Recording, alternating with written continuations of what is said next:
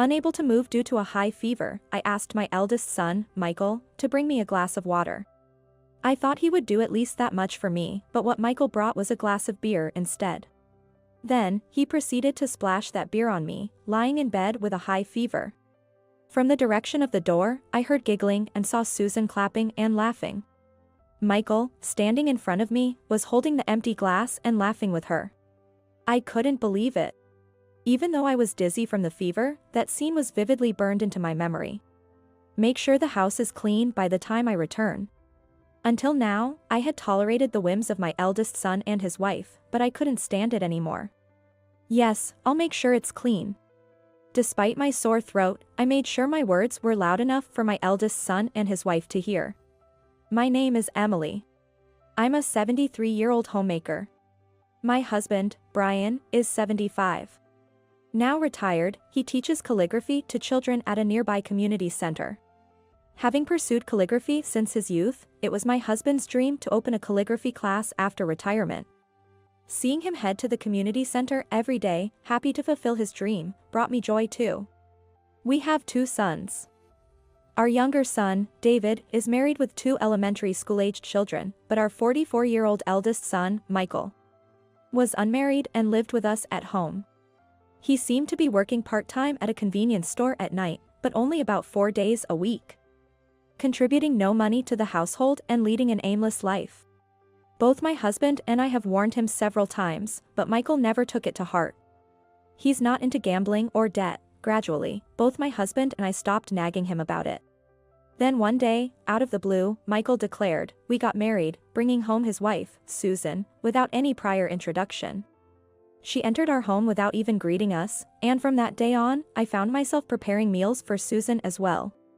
I didn't mind preparing meals for her, but she neither helped around the house nor cleaned up after herself.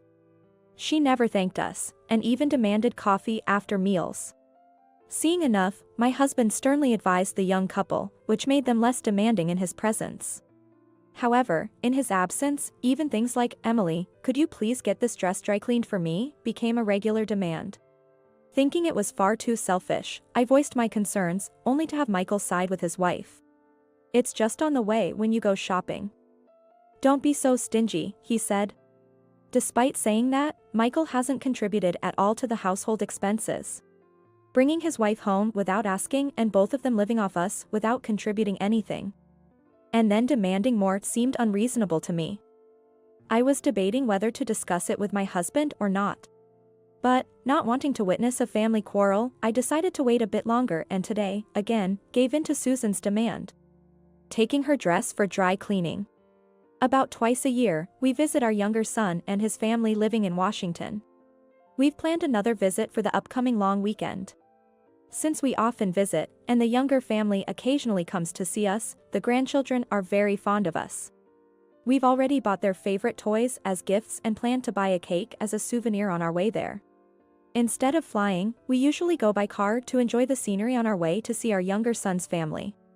The view from the plane is nice, but now that we have more time, driving suits us better. The day before our visit, excited beyond my years, I waved goodbye to my husband as he went to his calligraphy class, then set out for shopping.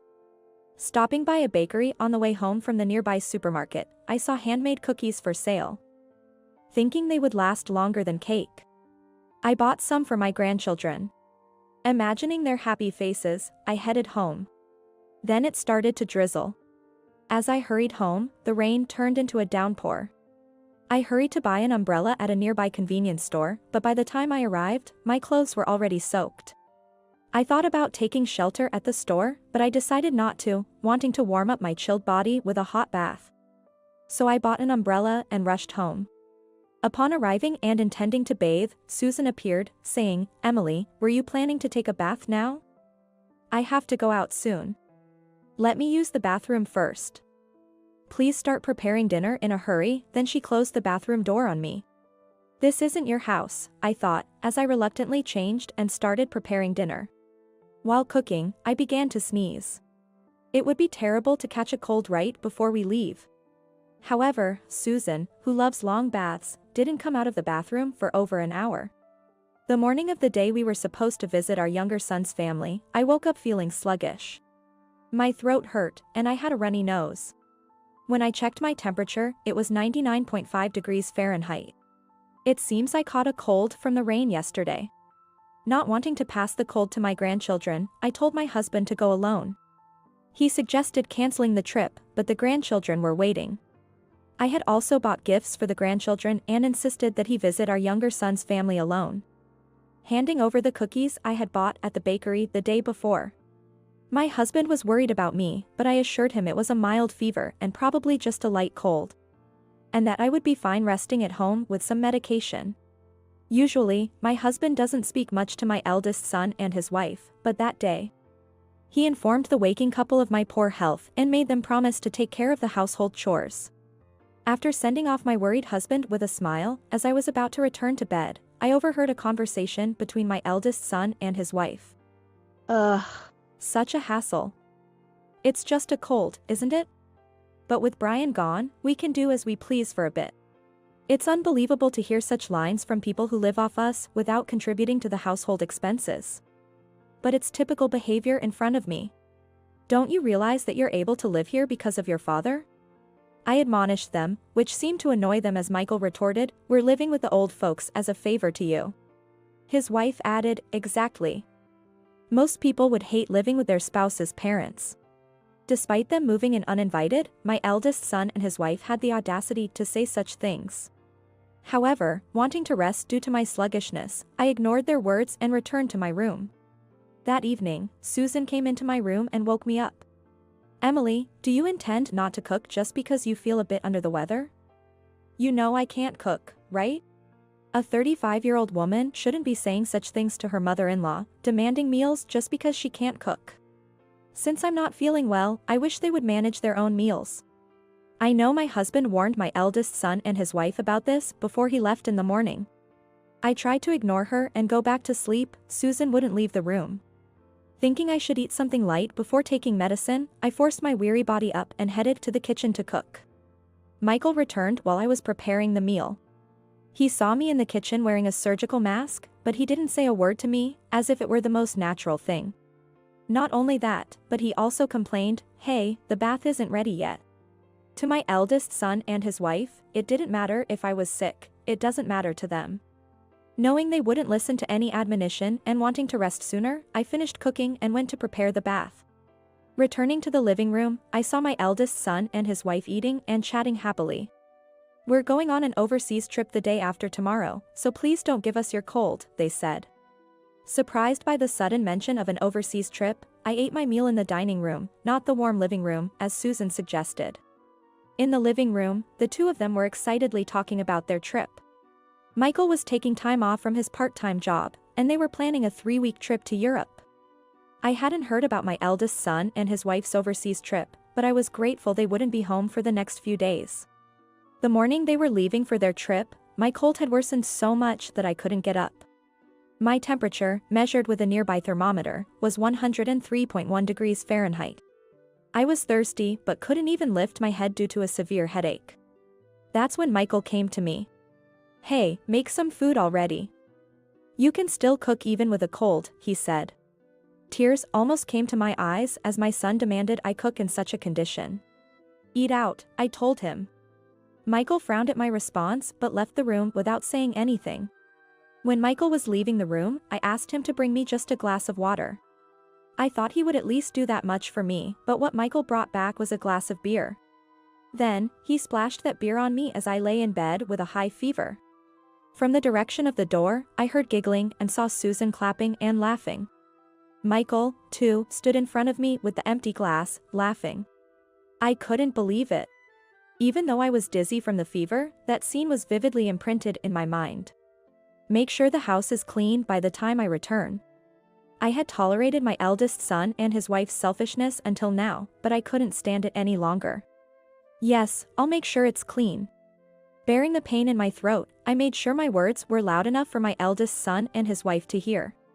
After they left the house seemingly in good spirits, I didn't have the energy to wipe off the sticky beer from my face and just fell asleep. When I woke up, I felt somewhat refreshed.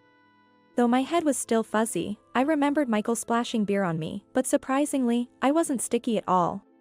Even the bedding had been changed to a new one. As I was pondering this, my husband came in with a wash basin. Seeing me sitting up, he rushed over, touched my forehead, and asked, "Are you okay? Why is my husband here? Shouldn't he be with our younger son's family?" I tried to ask, but couldn't find my voice. Realizing what I was trying to say, my husband began to explain. He had gone to visit our younger son's family but returned early because he was worried about me. It seemed unlikely that my eldest son and his wife would take care of anyone, so they were not reliable. My younger son and his wife also said he should return home soon, so he hurried back home. Upon returning home and finding me bedridden and somehow smelling of beer, he quickly wiped my face with a wet towel, cleaned up the surroundings, and had been taking care of me. I had been sleeping for a whole day. When my husband asked what had happened, I tried to explain, but my voice wouldn't come out properly. Remembering Michael pouring beer on me, tears started to flow. Seeing this, my husband brought me some warm water and said, "Sorry, I shouldn't have asked now. Just rest and don't think about anything," before going to prepare some warm soup. He had made soup so that it would be ready whenever I woke up. I cried again at my husband's kindness. Thanks to my husband's care, I started to feel better in about 2 days. When I told my husband about what I had endured from our eldest son and his wife in his absence, he looked grim. "We can't tolerate this any longer." Yeah, me neither. 3 weeks passed since our eldest son and his wife went on their overseas trip. As my husband and I were enjoying peaceful days, my phone rang. It was a call from Michael. Here we go. I pressed the call button. What the hell is going on? Why is the house gone? Didn't you say to make the house clean? After recovering from my cold, I told my husband everything about our eldest son and his wife's actions. They made me do household chores while I was ill. They poured beer on me while I had a high fever and then went on an overseas trip. After hearing my story, my husband muttered, "We can't tolerate this any longer." Until now, I had been calming my husband down, but I no longer felt the need to do so after what had happened. I couldn't forgive them myself. Actually, we had been secretly planning to build a new house and live there just the two of us, without telling our eldest son and his wife. The house wasn't finished yet, but to make a statement, we moved to a monthly rental apartment and sold the house we were living in. The sale was quickly finalized because there had been interest in purchasing the land to build a store. Originally, we planned to keep the old house for our eldest son and his wife, but after such treatment, we felt no need to consider them. The land was already cleared, so they must have been shocked to find the house gone. The new house will be completed in about 2 weeks. A carpenter friend is helping us, allowing us to store our belongings and furniture ahead of time. We disposed of all belongings of our eldest son and his wife. When I mentioned this, Michael threatened, "Don't joke with me. I'll report you to the police." Michael was yelling in the background, and his wife was screeching too. Then my husband asked for the phone, so I put it on speaker and handed to him. "Go ahead and call the police. I'll do the same. You guys left your mother with a high fever after dumping beer on her. Then just went off on an overseas trip, forcing a sick mother to do chores. I wonder whose crime is worse, yours or mine for disposing of your belongings?" My husband's face, as he spoke in a low voice to Michael, looked almost villainous. "That has nothing to do with this. And selling the house, where are we supposed to live now? Where are you guys even staying? The house was originally mine and your mother's. It's our right to sell it. And you're no longer considered a son to us. Don't ever contact us again." My husband said that and then hung up the phone. 2 weeks passed, and we received word that our new house was completed, so we went to see it together. The one who contacted us was my husband's acquaintance, the carpenter Kevin. He is about 60 years old and the site supervisor here. As we toured the house, he explained the interior to us. Considering our future retirement life, it's a single-story, barrier-free house. The house was more wonderful than we had imagined, and we couldn't wait to start our life here. Kevin and his team had moved the furniture we had decided to keep, and when I thanked him, he laughed, saying, "No need to thank me. Brian has helped me a lot in the past, so this is the least I could do."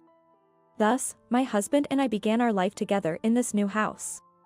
The house was more comfortable than expected, and the absence of my eldest son and his wife made our life together peaceful. However, about a month after moving into our new house, the devilish couple, my eldest son and his wife, showed up. Neither my husband nor I had given them our address, and we had explained the situation to our younger son and his wife. So they shouldn't have known. They must have used a detective or something to find us. Hey, selling the house and disposing of our stuff, then moving yourselves into such a nice place is too much. As the eldest son, I have a right to live here, right? My eldest son and his wife glared at me. They were carrying large bags in both hands. I was appalled to see them intending to live here without doubt, even after we cut out parental ties. Then my husband appeared from the back of the house. What are you doing here? What do you mean? You took our place to live, and now you say that? We're going to live here from today. Just as they said that and tried to enter, the front door opened. Michael? Why are you here? Came to cause more trouble? Michael, come on, you're old enough to be independent. David said with a look of exasperation. Beside him were his wife and their 2 children. The younger son's family had come to visit because the new house was completed. After arriving and settling in, they had gone to a nearby convenience store. Who's that? Are they bad people? My grandchildren, in 5th and 3rd grade, asked innocently. As my husband was about to send my eldest son and his wife away, he seemed to have an idea. David and his family will be staying for a week, you 2 can stay as well. But don't think you can live here permanently, he said. Inviting everyone inside. The eldest son and his wife lounged on the sofa first. I'm tired. Emily, coffee, please. I want one without sugar and milk. They demanded as usual, shocking David's wife. Then the grandchildren approached and asked. Why can't Auntie and Uncle do it themselves if they're adults? I can pour my own juice, and I'm just a kid. Chastised by the innocent grandchildren, Susan felt so uncomfortable that she went to pour her own coffee. The why attacks from the grandchildren continued. Why can't Auntie cook? My mom can make anything. Why doesn't Uncle clean up after himself? Dad and I always clean our plates after eating. Why can't you do it yourself? My sister and I do. The grandchildren, well raised by David's wife, were diligent and always helped out, showing the stark contrast with my eldest son and his wife. David and his wife cooperated well, sharing the household responsibilities. So, the grandchildren were puzzled why my eldest son and his wife couldn't do things for themselves. Initially, the couple retorted, but the relentless why attacks didn't stop, and by the end of the week, both were utterly exhausted. Especially Susan, who seemed to have an issue with being called Auntie, and angrily told the grandchildren not to call her that. But when the children innocently asked, why not? You are an auntie, aren't you? You're not young enough to be called sissy. She was visibly shocked. David, my son, and I couldn't help but laugh at this. After the younger son's family left, we sent my eldest son and his wife away. Perhaps due to the exhaustion from the grandchildren's constant questioning, they left without much resistance. However, a few months later, they contacted us asking to borrow money. When they lived with us without paying rent or contributing to household expenses, Michael's convenience store job sufficed for them. But after being kicked out, they had to pay their own rent and living expenses. They continued spending without saving. And apparently were living off debts. The only income was from Michael's part-time job, 4 days a week. His wife didn't even try to work. Their audacity to ask for money in such a situation was beyond belief. We will never lend you money or help you in any way, I said and blocked Michael's number. A few days later, while my husband and I were out, our home security company contacted us about an intruder. The footage showed my eldest son and his wife sneaking in through a window, attempting to steal money due to their financial desperation. It was pitiful that they resorted to breaking into their parents' home for money. Fortunately, they hadn't caused trouble for others yet. They were soon apprehended by security and taken by the police. Although released due to being family, they were severely reprimanded. Since then, they stopped trying to intrude or impose on us. My husband and I had blocked their numbers, so no more calls came. David mentioned that they had contacted him asking to borrow money. Apparently, they had borrowed from loan sharks and were now unable to repay, running from their debts. It's their own fault. They should repay their own debts," he said, and blocked Michael's number too. We don't know what happened to them after that, but we decided to forget about people who could laugh after dousing a sick person with beer. With no more contact with them, my husband and I are enjoying our peaceful days. He used to teach calligraphy at the community center but now does it in a room at home, which was built especially for that. We had a spacious room built specifically for that purpose. When the younger son's family visits, the grandchildren learn calligraphy with other kids, making friends and having fun. I am grateful for our peaceful daily life and cherish every day.